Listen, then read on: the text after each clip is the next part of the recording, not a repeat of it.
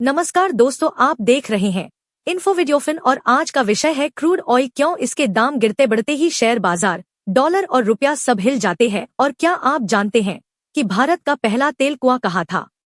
आज हम बात करेंगे वैश्विक अर्थव्यवस्था में क्रूड ऑयल की भूमिका और भारत के ऐतिहासिक तेल कुएं डिगबोई की कहानी। तो चलिए शुरू करते हैं।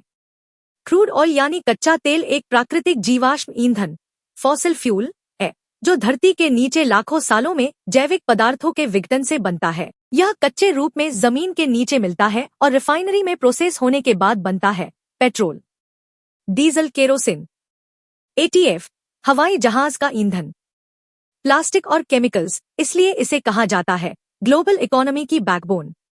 आज की दुनिया में ऊर्जा ही विकास की कुंजी है। अगर किसी देश के पास ऊर्जा सस्ती और स्थिर है तो उसकी इंडस्ट्री तेज चलेगी, ट्रांसपोर्ट सस्ता होगा, उत्पादन लागत कम रहेगी। इसलिए अमेरिका, सऊदी अरब, रूस जैसे देश तेल उत्पादन में आगे है। अंतर्राष्ट्रीय बाजार में क्रूड ऑयल की दो प्रमुख कीमतें देखी जाती है।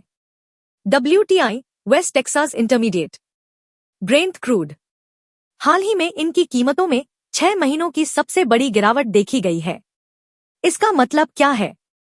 क्रूड ऑयल बेहद वोलाटाइल, अस्थिर है। थोड़ी सी भूराजनीतिक हलचल, युद्ध या सप्लाई में कमी और दाम आसमान छू लेते हैं।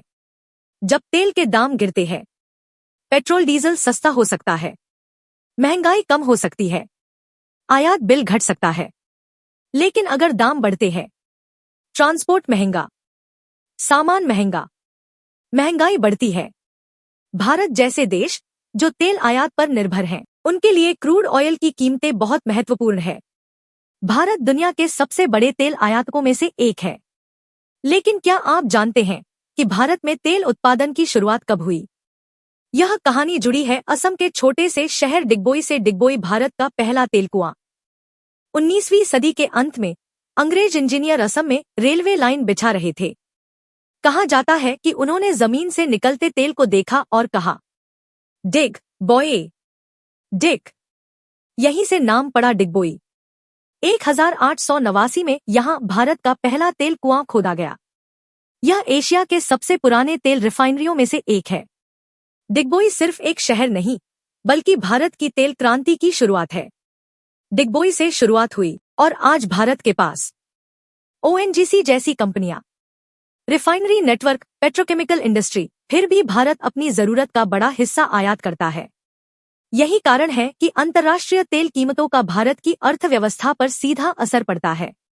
आज दुनिया ईवी, सोलर एनर्जी और ग्रीन टेक्नोलॉजी की ओर बढ़ रही है।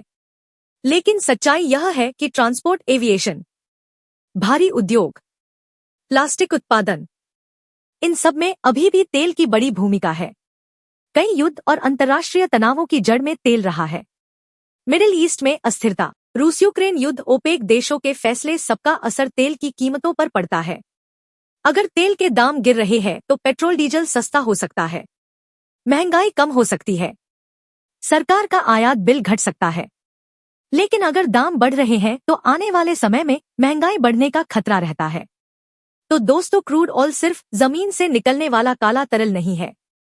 यह वैश्विक अर्थव्यवस्था की रीढ़ है।